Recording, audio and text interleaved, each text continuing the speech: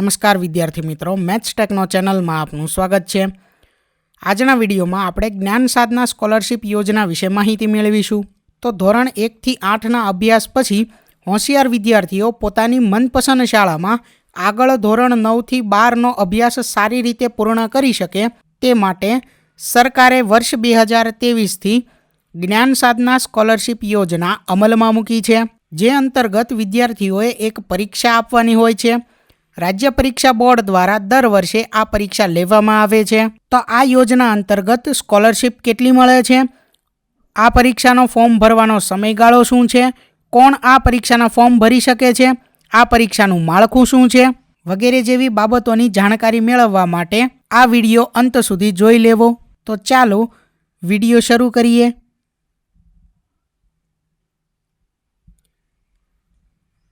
તો સૌથી પહેલાં છે કે આ યોજના અંતર્ગત કેટલી સ્કોલરશિપ મળવાપાત્ર છે। તો ધોરણ 9માં વાર્ષિક 22,000, ધોરણ 10માં વાર્ષિક 22,000, ધોરણ 11માં વાર્ષિક 25,000 અને ધોરણ 12માં વાર્ષિક 25,000, આમ 4 વર્ષમાં કુલ 94,000 રૂપિયા સ્કોલરશિપ મળવાપાત્ર છે, જે સીધા વિદ્યાર્થીના બેંક એકાઉન્ટમાં આવશે। આ પરીક્ષામાં મેળવેલ ગુણને આધારે મેરિટ લિસ્ટ તૈયાર કરવામાં આવે છે અને મેરિટ લિસ્ટમાંથી 25,000 ટેલેન્ટેડ વિદ્યાર્થીઓને સિલેક્ટ કરવામાં આવે છે, જેમને સરકારશ્રી દ્વારા આ સ્કોલરશિપનો લાભ આપવામાં આવે છે। ત્યાર પછી આગળ જોઈએ કે આ પરીક્ષાના ફોર્મ ભરવાનો સમયગાળો શું છે। તો તારીખ 29/1/2024થી તારીખ 9/2/2024 સુધીમાં આ પરીક્ષાનું ફોર્મ તમે ઓનલાઈન ભરી શકો છો।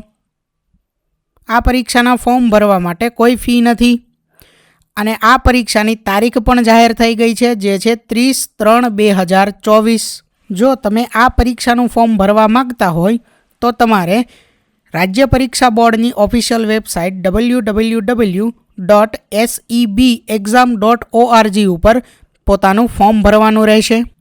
સરકારી અને ગ્રાન્ટેડ શાળામાં અભ્યાસ કરતા હોય તેવા બાળકોના ફોર્મ ભરવાની સુવિધા શાળાએ કરવાની છે। ત્યાર પછી આગળ છે કે આ સ્કોલરશિપ માટે કોણ ફોર્મ ભરી શકે। તો એના માટે 2 ક્રાઇટેરિયા રાખવામાં આવ્યા છે, જેમાં પહેલું છે આવક મર્યાદાનું અને બીજું છે સ્કૂલ રિલેટેડ। તો એમાં આવક મર્યાદાની અંદર જો તમે શહેરી વિસ્તારમાં રહેતા હો તો વાર્ષિક 1,50,000 સુધીની આવક મર્યાદા છે અને જો તમે ગ્રામ્ય વિસ્તારમાં રહેતા હો તો વાર્ષિક 1,20,000 સુધીની આવક મર્યાદા છે।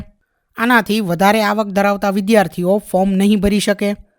ત્યાર પછી આગળ જોઈએ સ્કૂલ બાબતમાં કે સરકારી કે ગ્રાન્ટેડ શાળામાં જે વિદ્યાર્થીઓએ ધોરણ 1 થી 8નો અભ્યાસ પૂર્ણ કર્યો હોય તે વિદ્યાર્થીઓ ફોર્મ ભરી શકશે।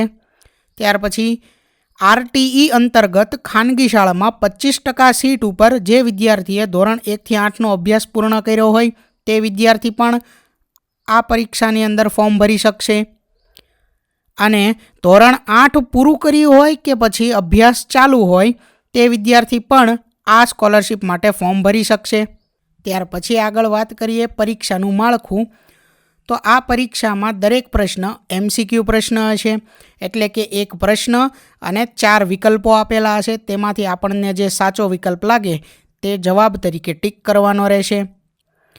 આ પરીક્ષામાં કુલ 120 પ્રશ્ન હશે અને કુલ 120 ગુણની પરીક્ષા હશે, એટલે કે એક પ્રશ્નનો 1 ગુણ।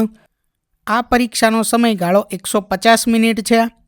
ઓનલાઈન ફોર્મ ભરતી વખતે વિદ્યાર્થીએ જો ગુજરાતી માધ્યમમાં ટીક કર્યું હશે તો પેપર ગુજરાતી માધ્યમમાં આપવાનું આવશે અને જો અંગ્રેજી માધ્યમમાં ટીક કર્યું હશે તો વિદ્યાર્થીએ પેપર અંગ્રેજી માધ્યમમાં આપવાનું રહેશે। ત્યાર પછી આગળ પરીક્ષાનું માળખું 2 વિભાગમાં વિભાજિત કરવામાં આવ્યું છે, જેમાંથી પહેલો વિભાગ છે MAT એટલે કે બૌદ્ધિક યોગ્યતા કસોટી, જે કુલ 40 ગુણનો છે અને તેમાં કુલ 40 પ્રશ્નો આપેલા છે, એટલે કે એક પ્રશ્નનો 1 ગુણ। આમાં સાદ્રશ્ય, વર્ગીકરણ, ત્યાર પછી સંખ્યાત્મક શ્રેણી, પેટર્ન અને છુપાયેલ આકૃતિ, આટલા ટોપિકમાંથી 40 ગુણના પ્રશ્નો પૂછવામાં આવે છે। ત્યાર પછી આગળ જોઈએ બીજું SAT એટલે કે શૈક્ષણિક યોગ્યતા કસોટી, જે કુલ 80 ગુણનું છે, જેમાં કુલ 80 પ્રશ્નો આપવામાં આવે છે। તો એમાં ધોરણ 8માંથી ગુજરાતી, હિન્દી, અંગ્રેજી, ગણિત, વિજ્ઞાન અને સામાજિક વિજ્ઞાન જેવા વિષયોમાંથી પ્રશ્નો પૂછાતા હોય છે.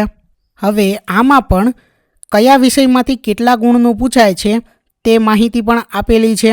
તો એમાં સૌથી પહેલાં ગણિત વિષય જોઈએ તો એમાંથી 20 પ્રશ્નો પૂછાય છે. ત્યાર પછી વિજ્ઞાનમાંથી 20 પ્રશ્નો પૂછાય છે.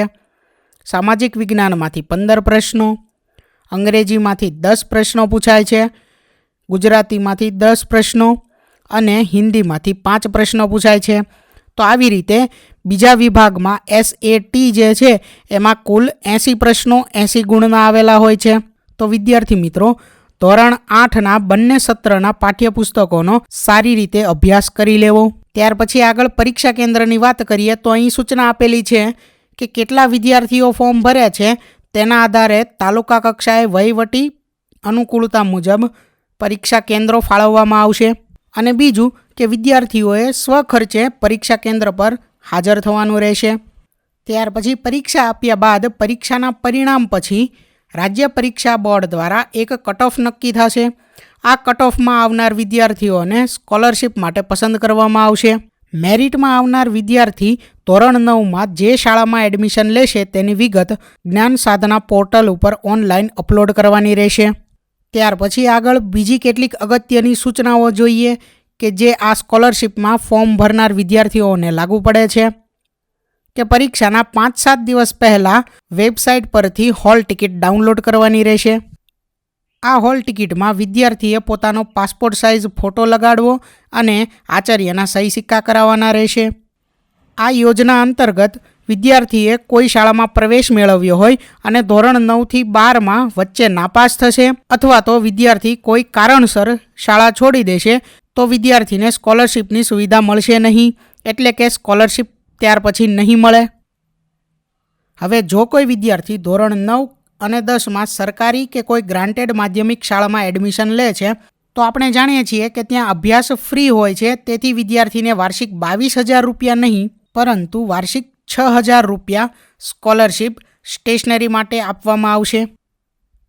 હવે એવી જ રીતે ધોરણ 10 પૂરું કર્યા પછી ધોરણ 11 અને 12 સરકારી કે કોઈ ગ્રાન્ટેડ શાળામાં એડમિશન લે છે તો વિદ્યાર્થીને રૂપિયા 7,000 સ્કોલરશિપ મળશે. અને આવી શાળાઓને પણ ફાયદો થાય છે. સરકાર તરફથી ધોરણ 9 અને 10 વિદ્યાર્થી દીઠ રૂપિયા 3,000 આપવામાં આવશે, જ્યારે 11-12માં પ્રવેશ મેળવેલ વિદ્યાર્થી દીઠ શાળાને વાર્ષિક 4,000 રૂપિયા સરકારશ્રી દ્વારા આપવામાં આવે છે. આ સ્કોલરશિપ મેળવવા માટે શાળાના દરેક સત્રમાં વિદ્યાર્થીની 80% હાજરી ફરજિયાત છે તો જ સ્કોલરશિપ મળવાપાત્ર છે. અને સ્કોલરશિપ પહેલા સત્રમાં 50% અને ત્યારબાદ બીજા સત્રમાં 50% મળશે. ત્યાર પછી ધોરણ 9થી 12ના અભ્યાસ દરમિયાન વચ્ચે કોઈ ધોરણમાં વિદ્યાર્થી સ્કૂલ બદલવા માંગે તો વિદ્યાર્થી સ્કૂલ બદલી શકશે. પણ સ્કૂલ બદલ્યા બાદ સરકારનું જ્ઞાન સાધના પોર્ટલ જે આવેલું છે તેના પર સ્કૂલની વિગત તેમને અપડેટ કરવાની રહેશે.